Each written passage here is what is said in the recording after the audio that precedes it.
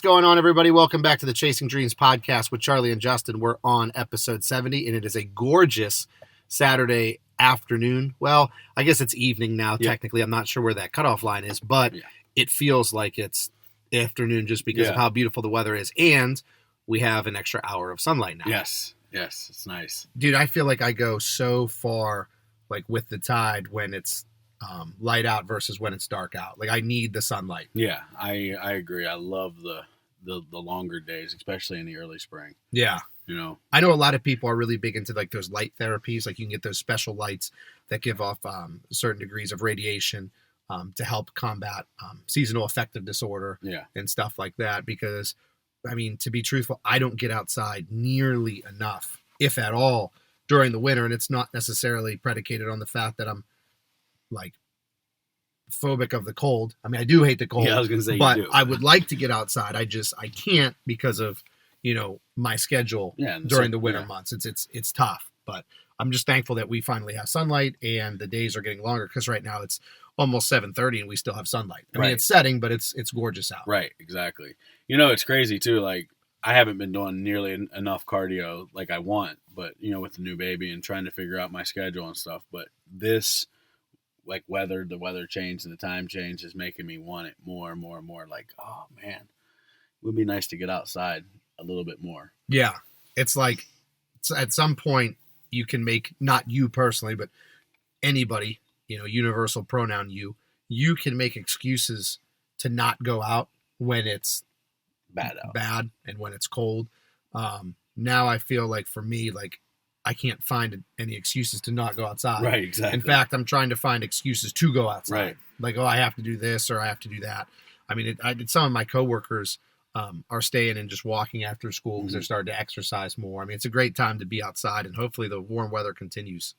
Yes, I think it's here to stay. Obviously, I think we'll have more frost and we'll have some more, 30-degree nights, but I think we're out of the clear for the frigid weather. Now, you said that you haven't been doing as much cardio. Now, with you, that really could mean anything, because your cardio versus what I would consider a normal person's cardio, or what most people do for cardio, can vary, because you've been through like all different types of phases as far as duration goes. Right. Like, when you were training for your first try, like, it was, a lot of cardio, and then you've scaled it back, and there's kind of ebbs and flow there, where sometimes it'll be real high, sometimes it'll be low, sometimes it'll be high intensity, sometimes it'll be, more duration and higher volume.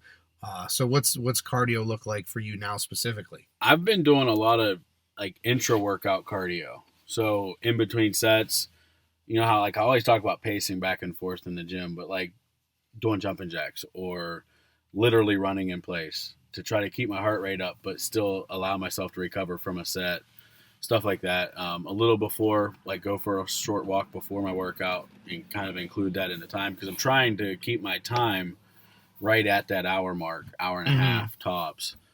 But no, I think now I'm going to start adding in like prescribed cardio again. Yeah. Like 35, 40 minutes of just go for a walk, or it's nice out again. So I have absolutely no excuse, even though I've always said I like to run and do stuff in the winter, but like to go for a hike in the woods in the winter is tough sometimes. So now that it's getting nice out, I've been talking and throwing the idea around of go out on the weekends and go for hikes and stuff like that. So that's kind of the direction I think my cardio is heading now, for sure. But I do realize, and I'm realizing, like, I'm feeling obviously like better and better and better every day. I'm feeling way stronger, but weight loss is kind of stagnant, and we've talked before, and it seems like when cardio takes a dip, weight loss takes a dip. So, which sounds obvious, but for some people that's not always the case. Right, exactly. But for you, I mean, you've had a lot of success doing a lot of cardio, right, as far as fat loss goes or weight loss goes. Some people, they don't have to do a ton of cardio to lose weight. In fact, some people shouldn't really do a lot of cardio to lose weight, but you're one of those people where it seems to be like you thrive off of it. Right. I think my body really enjoys it, even though sometimes my joints don't agree, but it is what it is. It's you actually said two things that kind of resonated with me there as far as your workout, because it's very, very similar to what I just recently started. So let me preface what I'm going to say with going backwards and talking about what my training split was like. I was doing, for those that don't know, I was doing very low volume. So I was only doing, 3 to 4 exercises per day, about 1 working set per exercise, depending on the movement. So let's say bench press, which is, a very rudimentary example that everybody's familiar with.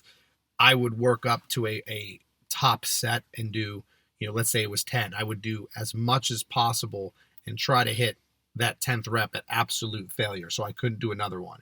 And then let's say I fell short of that. If I only got 9, the next week I would use the same weight and try to get 10. Or if I got 8, the next week I would keep the same weight and try to get 9. So always try to do, 5 pounds more, 1 rep more, whatever.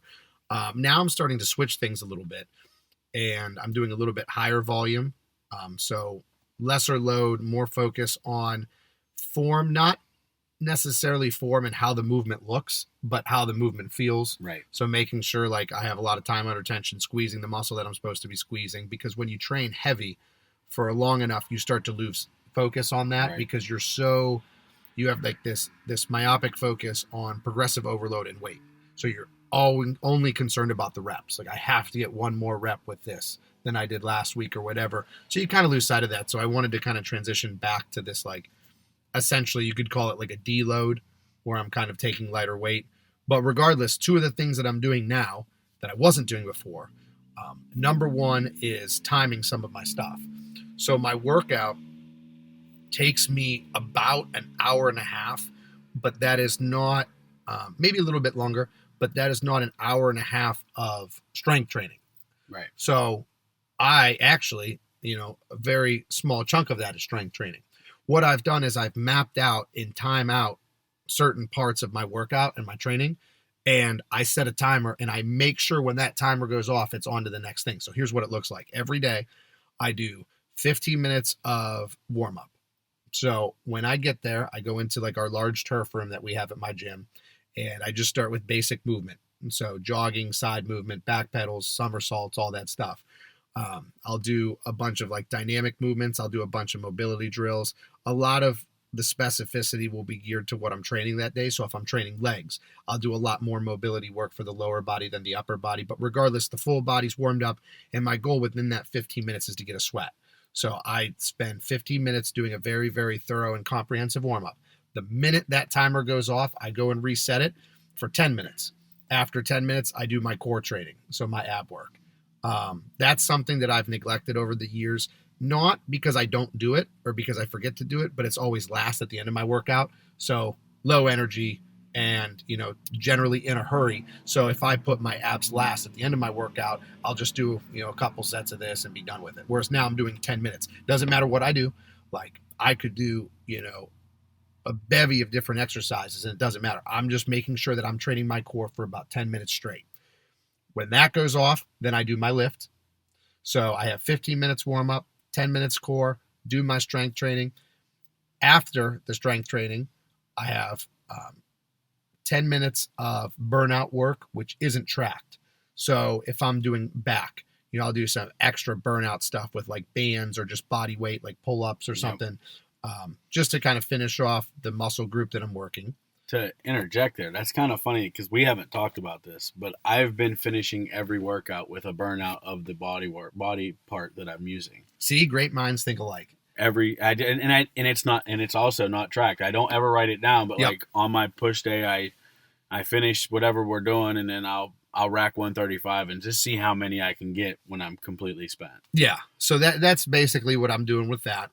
Untracked, of course, like we said, just because I don't want to be concerned with reps and weight at that point. I just want to finish off the muscle. Yeah. And then lastly, I'll finish with 10 minutes of calf work. So different exercises, just 10 minutes straight of doing calf work. So I basically have time mobility, timed core, then my workout, then I have timed burnouts, and then timed calves. Nice. So all in all, it takes me about an hour and a half. But it's really important for me to make sure that I get all those things in. The reason that I programmed all that stuff is because everything was falling by the wayside. So I would come in, and over time, my warm-ups got shorter and shorter. Yeah. And then over time, my ab training at the end of my workout or calf training got shorter and shorter. I wasn't even training calves for the longest time. Right. And I know this sounds like common sense, but when it comes to like mobility and calves and abs and all those things that you can neglect, the geese are making a guest appearance on the podcast. I don't know if anybody can hear them. They're flying overhead. I know it sounds like common sense, but the more I do those things, the better they get. Right. So I had to program in. So I'm doing the time stuff kind of like you are. The other thing that helped me a lot recently that I just started doing, and you kind of mentioned it earlier as something that you're doing, is mine's a little bit different context, but I'm making use of time in between sets. Right. So right now I have 2 training partners. Sometimes they'll both be there. Sometimes just one of them will be there, but usually I have at least one of them there at all times. Sometimes it's all 3 of us. Regardless, I have training partners. So when we rotate in for movement patterns, I don't want to just, sit there and do nothing. So what I do is I'll be very hyper focused, and this helps my mind muscle connection a lot, is doing something to make that body part even better in between sets. So the other day we trained legs, for example. We did adductors. So for the people listening, that's they call the good girl machine, where you pull your leg or squeeze your legs together when you're sitting down to work like the inside of your leg and the groin area. So I would do my set completely toast. When I was done, I would either do like a straddle split, where I just take my leg straight out to the side. I'm not to the ground yet, but getting closer. So I would do like straddle splits in between sets. And there's some arguments to be had about stretching aggressively in between sets, because it sends an opposite neurological signal of what you're trying to get. So when you're trying to build muscle and strength train, you're trying to contract and shorten the muscle, right? So you want that hard contraction. Well, then when you stretch, you send a relaxation response neurologically to the tissue. But for me, it's actually been beneficial because I feel that muscle more when I'm stretching in between sets. Or if I'm like doing like a bicep curl in between sets, instead of just resting, I'll flex or hit poses to help really have a lot of time under tension and a lot of isometric holding with my arms. I'll have my massage gun do. So I'm just being time management, but it's micromanaging within the workout. So I'm trying to make sure that my whole workout, and I had this conversation with my training partners and said, basically, like, this is going to be the maximum that we can possibly do in an hour and a half. Right. Like we're going to do this is going to be as efficient as humanly possible, because I don't have time to waste, to do this stuff and to waste it. Right. Yeah. Because if you're going to do all this, like I would love to not be, to kind of take my foot off the gas when we work out a little bit. Like, okay, I don't have to rush from this to this. And it's not necessarily rushing. It's just the minute that timer goes off, okay, next thing. And they've been all about it. So it's been helpful. Everybody that I've talked to says that everybody that's trained with me recently likes the way we're training. Likes the upbeat, that tempo, keeping it moving. And it seems to be wearing off. Like the one girl that trains with me quite often, her name's Gigi. She, I don't even say no. I haven't had like the conversations, right? But like about what I'm doing in between. Like we talk about the workout, but like what I do in between workout, my sets is, if I'm not spotting you, I'm doing something. I'm like you said, stretching that body part, because my mind muscle connection, I'm still in like that learning phase, that building phase, where I'm trying to flex my pec to see if I can isolate that muscle and make it do its thing. I don't think that you ever get to the point where that's good enough. Right. Like I think that that's like a skill that like it keeps evolving. Yeah, you're never going to get to the point where you have like perfect mind muscle connection. Right. Like I had this kid. I think I might have mentioned this before. This doesn't really have to do with like hypertrophy or strength training or whatever, but the reference is pretty astounding. He would be able to. He did yoga a lot. He had such good. He wasn't a bodybuilder, didn't lift. Just did general fitness stuff. Like he was a runner and did yoga. He could sit there or stand there, rather, in bare feet, lift his pinky toe, only his pinky toe, and move it in a circle, clockwise and counterclockwise on both feet. Just his pinky toe. Yeah, I can. And he had like an unbelievable amount of control, and he kind of related that back to doing yoga Yeah. and understanding how your body moves and being very internally focused. So that's one thing that I'm trying to do is, believe it or not, not get as hyped up in the gym. It's like an internal hyped up. Right. Because I don't want to just focus on throwing and moving weight, which there are times for that, which is why I underwent like a very heavy training phase. But I think now it's just time to scale off of that and kind of hit in another direction once things were starting to plateau a little bit. Absolutely. I think that's always important. You and I were talking before we got on here, and again, you don't want to sound like a broken record, but if something's not working, you got to make changes because there's balance there, right? You have to do it long enough to see if it's working or not. But then there's also the point where it's like, okay, after a couple months of doing the same thing and you being stagnant, something has to change. Yeah. And that's why, like, when people ask me for advice for losing weight, I always preface with, hey, I'm not a professional, but it worked. This, that, and the other thing worked for me. And if I'm more than willing to be like the accountability guy for you or make some suggestions. But my biggest piece of advice is to ignore the scale. Like, get your start weight, get your start pictures taken down, your start measurements, whatever you want to base your journey off of, or get your pair of pants that don't fit and get that stuff established. But then leave it alone. Like, once we get started, and I always say we, and then I go into this conversation with them. Like, I say we because if you're in it, like Dr. Livington says, be all in. If you're all in, I am 100% all in with you. Like, I'll be there all the way through it with you. I'm sounding board. If you need, any advice, if you need something that needs changed, and you have no idea what to do, yep. I'm willing to ask Charlie because he's my guy. What I should help you, like what I should suggest that you do. And, like, I'll use all my resources to make you better as long as you're all in. Mm-hmm. And that's why I always say we, because we're in this together. Like, if you come to me for help, I'm going to try and help you the best I can.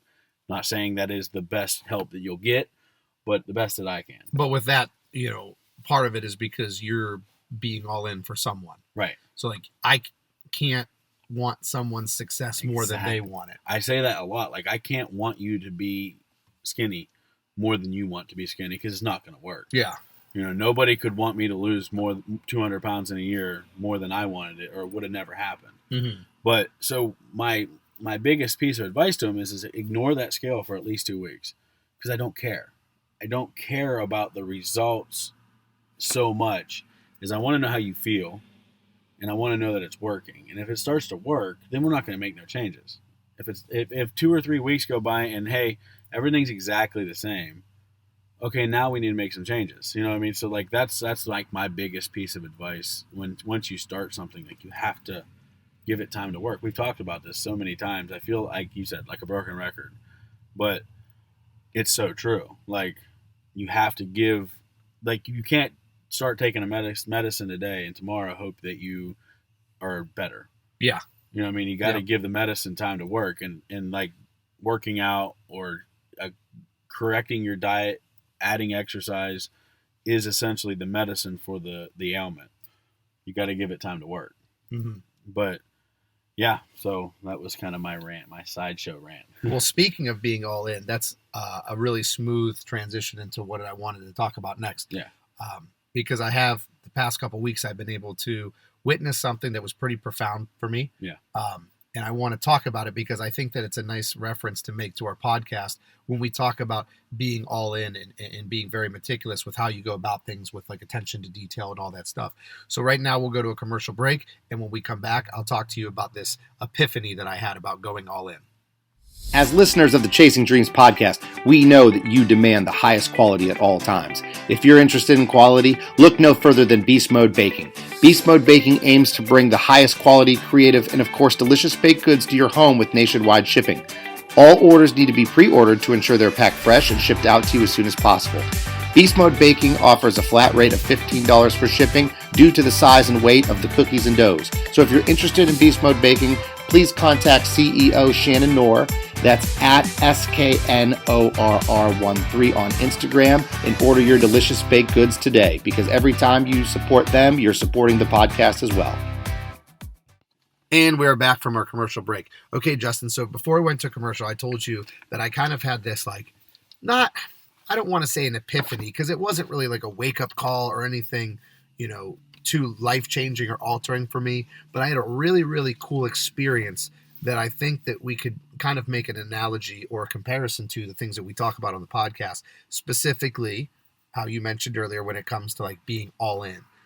So the past couple weekends I've spent on the road, going to wrestling tournaments. Yep. So postseason started, which are like the individual tournaments. So it's no longer necessarily team focused or team centric.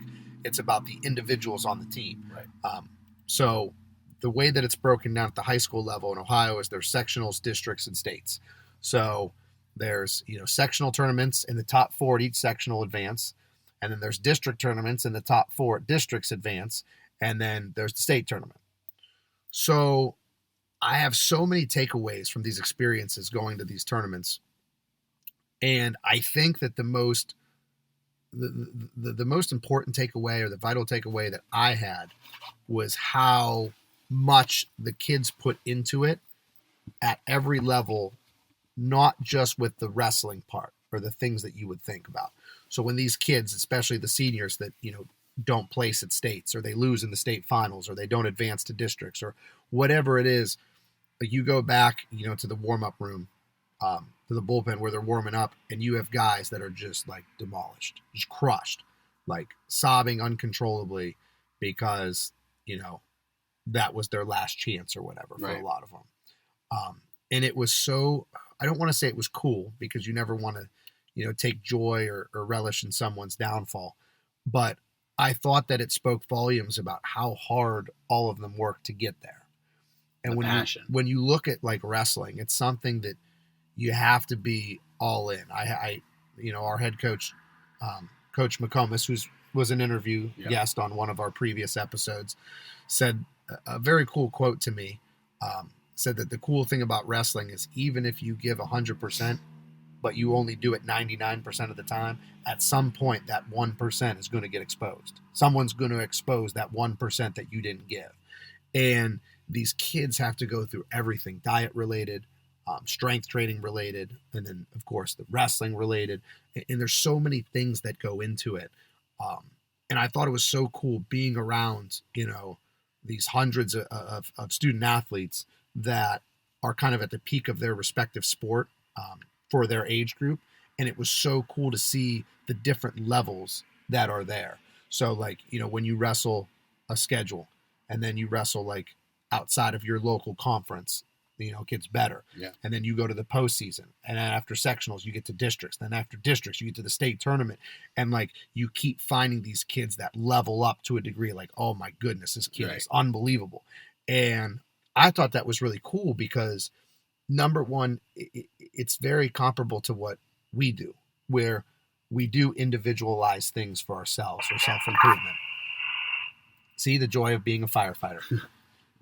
So you and I do these things for self-improvement purposes, right? Like, you and I are constantly trying to better ourselves, professionally or health-wise or family-wise or whatever.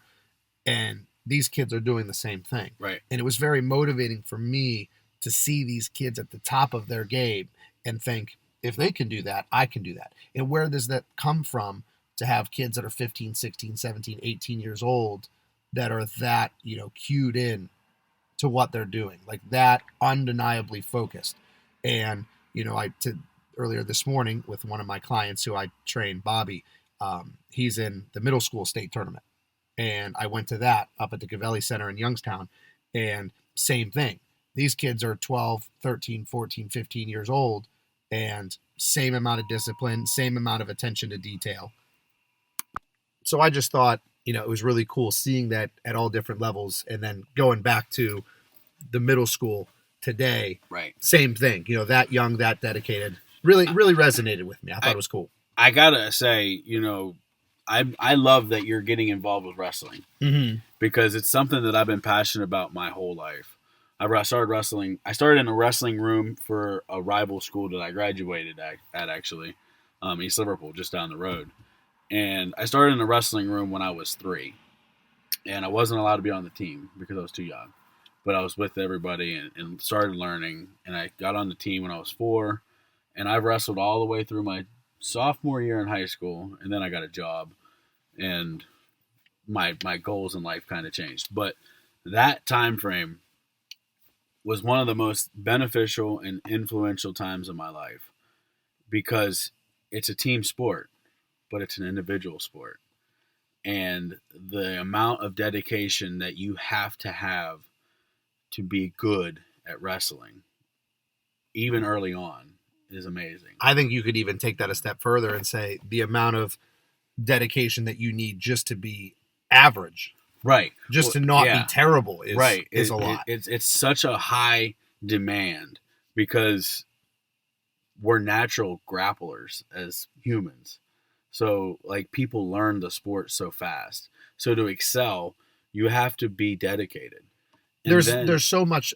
I'm sorry to interrupt. There's good. So much that goes into it outside of skill specific stuff. Right. That's why, people have made the argument that bodybuilding is one of the hardest. I don't necessarily, even as a bodybuilder, I don't know if I'd call it a sport, but it's one of the hardest sports out there because it's so encompassing of a 24-hour day. Right. Like if you're, I grew up my whole life playing basketball.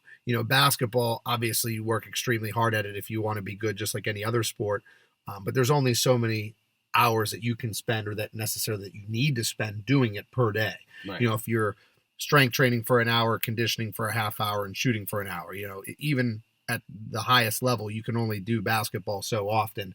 And then, as you get older or as you get higher up, there's obviously degrees of specificity that you need to adhere to with your nutrition and stuff. But let's take just high school level. Most high school basketball players don't have to follow a specific diet to be good at it. Right. With wrestling, you have that weight component. Right. So you have to manage your weight. You have not necessarily follow a specific diet, but you're very in tune with what you're eating and what the scale says. So There's just like added elements beyond what typical high school sports require. Right, exactly. And then you add in the team aspect, because throughout the regular season, it's very much a team sport. Yeah, you're wrestling, below where you want to wrestle sometimes because it's best for the team to get another kid in the lineup, or you're bumping up a weight class or two and wrestling kids that are much heavier than you because, again, it's best for the team. And then especially once you get to the high school level, you may take a forfeit. Yeah. As an available wrestler, you may take a forfeit because it's better for the scoreboard than it is to take a pin. Mm-hmm. So you had to, suffer through the week or two preceding the event or the dual meet or whatever, and then you take a forfeit. So you made weight just to go out and not wrestle. Right, exactly. But you got your team 6 points. It's such a mental game for these kids, and that's why I've always said I love watching the state tournament. Mm-hmm. I'm not such a big fan of the finals always, because you see these kids work the hardest that they can, especially the seniors, have worked their entire life to get to that day, that match, working to win. They always put it all out there. And then you'll get guys that go out there not to lose. Yeah. And it's a different mindset. But then you have them guys,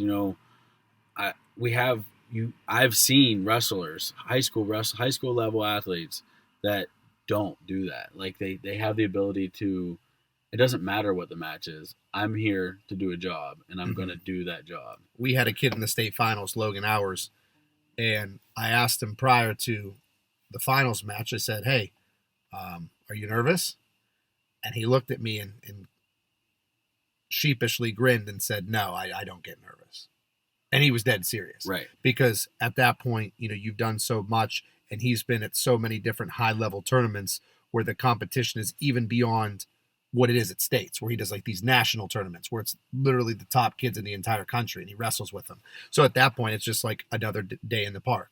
Right. Like it's just, for you and I going into the gym, some people get nervous in the gym, and you and I would think, well, not that I'd be nervous about going to the gym, but that's part of the game. Yeah. That's just what we do. But yeah, so I love that you brought up like high school wrestling. I can talk about it for days. Yeah.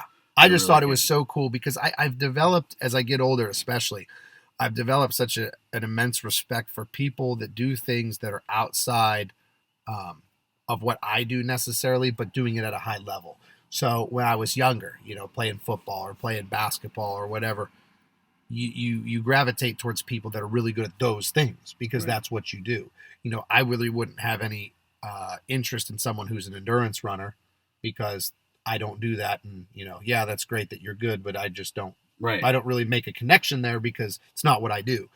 When you get older, you realize that someone who has such an unfathomable attention to detail and an undeniable passion for their craft, you get respect for that.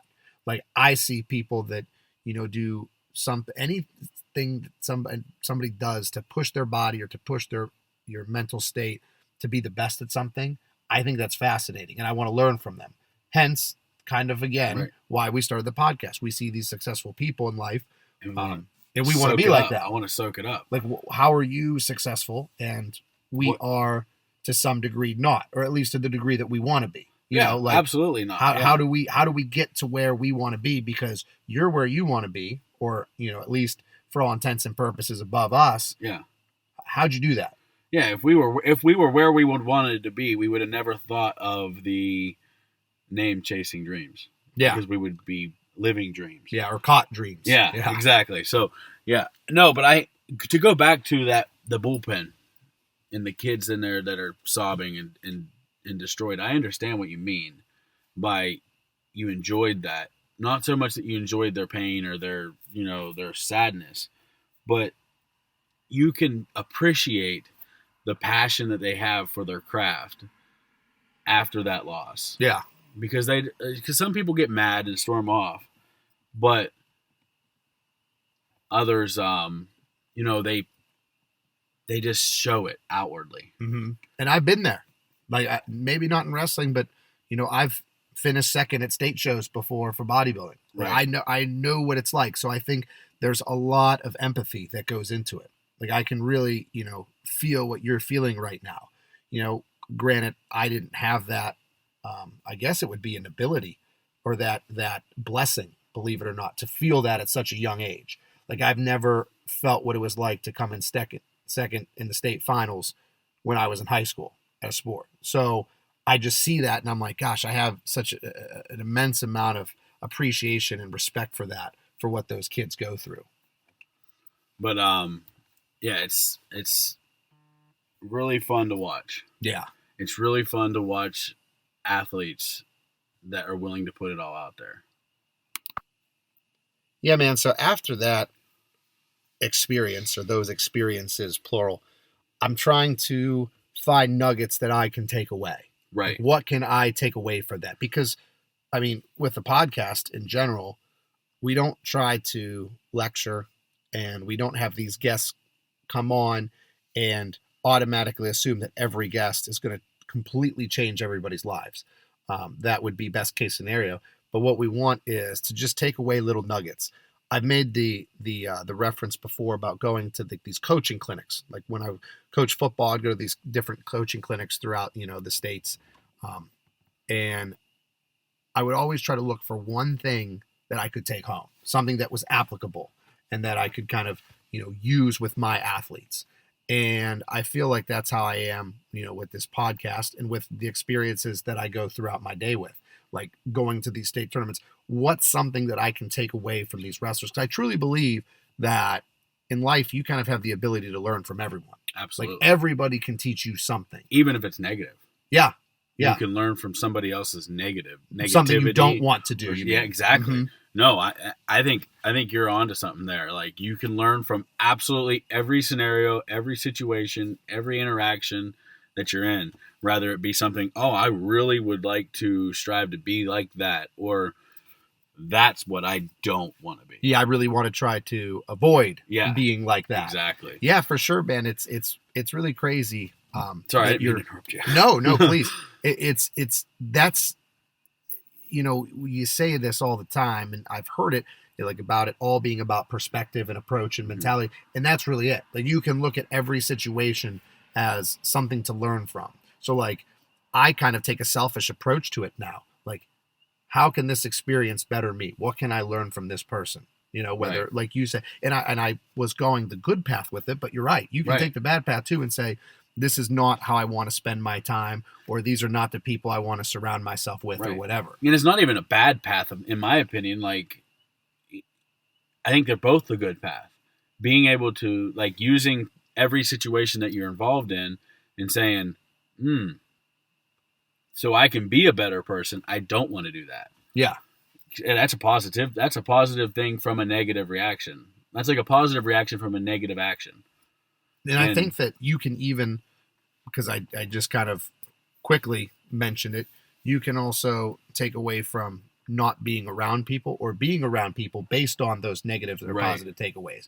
So if you continuously see people that are, just relentless, tireless, hard workers, and you see that and you have lots of takeaways, if you have someone who's constantly giving you good takeaways or good nuggets that you can use, surround yourself with that person more. If you find someone in your life that constantly gives you pieces of advice or is an exemplary model for you, like someone who does something the way that it needs to be done and say, I want to lift weights just as hard as that person studies, or I want to lift weights just as hard as that person works in the wrestling room, or whatever it is. Because I've told, some of my kids before that, like, they actually inspire me, some of them. Mm-hmm. Like, I'll say, hey, like, the one that comes to mind initially, because this was really one of the kids that I had big takeaways from, was a kid named Cole McComas, who is Johnny again, our head wrestling coach, who was a former guest, his younger brother, who was a 3-time state runner-up. So he lost in the state finals 3 consecutive years,